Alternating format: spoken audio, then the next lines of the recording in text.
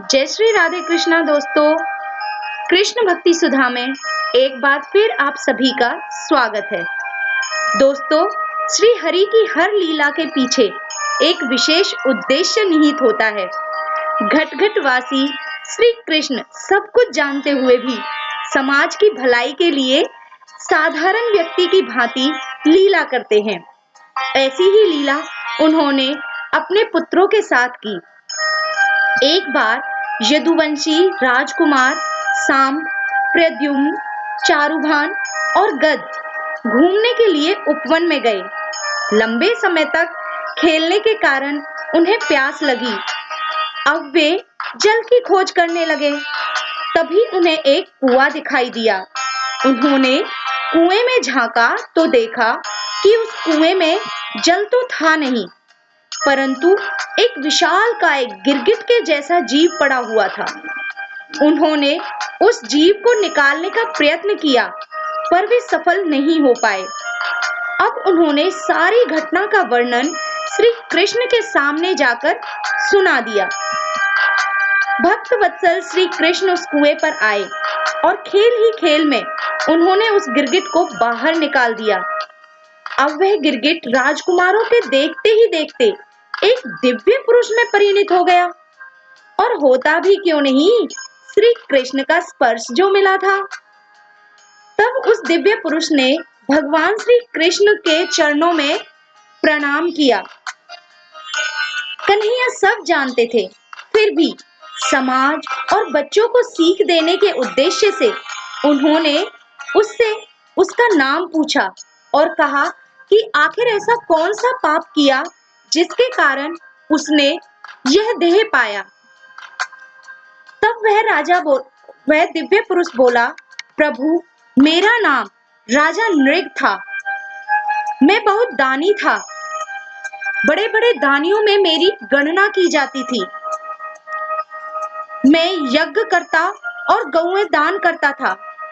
एक बार एक ऐसे ब्राह्मण की गाय मेरी गायों में शामिल हो गई जो दान नहीं लेते थे। मुझे इसका बिल्कुल भी ज्ञान न था। मैंने वह गाय दूसरे ब्राह्मण को दान कर दी।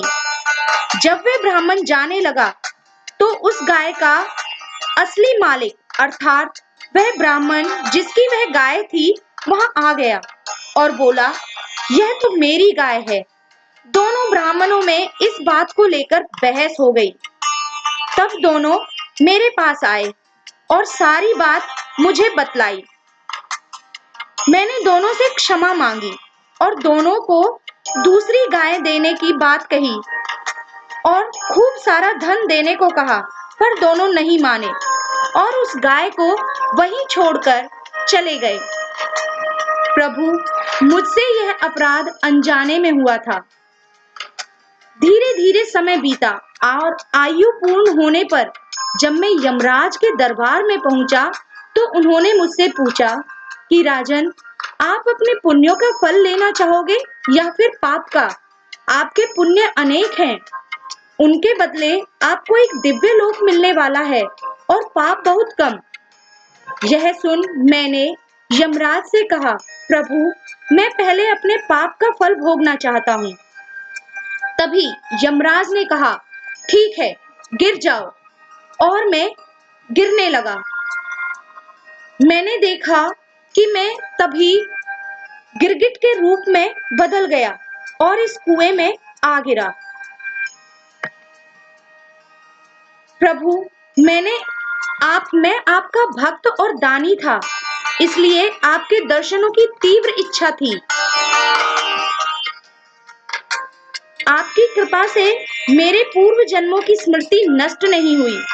बड़े बड़े मुनि योगेश्वर निरंतर जिनका ध्यान करते रहते हैं, वही ईश्वर आप मेरे नेत्रों के समक्ष कैसे आ गए? मुझे तो विश्वास ही नहीं होता, क्योंकि मैं तो किसी भी तरह इस योग्य नहीं हूँ। प्रभु, आप तो व्यक्त और अव्यक्त जगत के स्वामी हो। आपके दर्शन पाकर तो जीवन धन्य हो जाता है, जीव मुक्त हो जाता है। हे नारायण, आप समस्त इंद्रियों के स्वामी हैं। हे ईश्वर, मुझ पर कृपा करें। मैं चाहे जहां भी रहूं, मेरा चित्त सदैव आपके चरणों में लगा रहे। आपकी शक्ति अनंत है। मैं आपको बारंबार नमस्कार करता हूँ। इस तरह राजा नृग ने भगवान श्री कृष्ण की स्तुति की और उनकी परिक्रमा की तथा उनके चरणों में प्रणाम किया।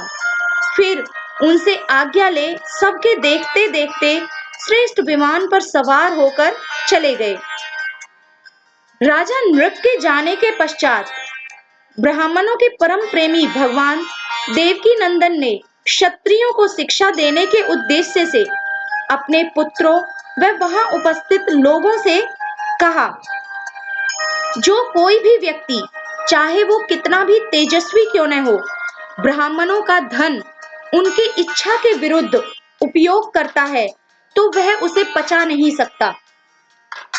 यदि ब्राह्मण की अर्ध सहमति से भी उसके धन का प्रयोग किया जाए तो भी वह व्यक्ति अपनी 3 पीढ़ियों को नष्ट कर देता है, परंतु बिना सहमति के बलपूर्वक प्रयोग करने पर वह अपनी पहली 10 पीढ़ी तथा आने वाली 10 पीढ़ियों को चौपट कर देता है। आगे भगवान श्री कृष्ण बोले कि मैं हलाहल विष को विष नहीं मानता, क्योंकि उसकी चिकित्सा संभव है, परंतु ब्राह्मणों के धन रूपी अरिणी से जो आग पैदा होती है उसको कोई नहीं बुझा सकता। फिर साधारण व्यक्ति का तो कहना ही क्या है, इसकी कोई औषधि इस पृथ्वी पर है ही नहीं। इसलिए मैं चाहता हूं कि ब्राह्मणों का धन भूलकर भी मेरे कोष में ना आए। ऐसा कहकर भगवान श्री कृष्ण वहां से चले गए। दोस्तों, इस घटना का वर्णन श्रीमद् भागवत पुराण के दशम स्कंद के उत्तरार्ध में अध्याय 64 में किया गया है। जी हाँ दोस्तों, भागवत पुराण के दशम स्कंद के उत्तरार्ध में अध्याय 64 में इस घटना का उल्लेख विस्तार से किया गया है। भगवान श्री कृष्ण और राधा रानी हम सभी पर अपनी कृपा बनाए रखें। दोस्तों, मुझे आशा है आप सभी को यह जानकारी पसंद आई होगी। अगर कोई गलती हुई हो तो उसके लिए मैं क्षमा प्रार्थी हूँ। हम सभी पर भगवान श्री कृष्ण और राधा रानी की कृपा बनी रहे, उनकी भक्ति हम सभी के हृदय में निरंतर बढ़ती रहे, इसी उम्मीद के साथ जय श्री राधे कृष्णा।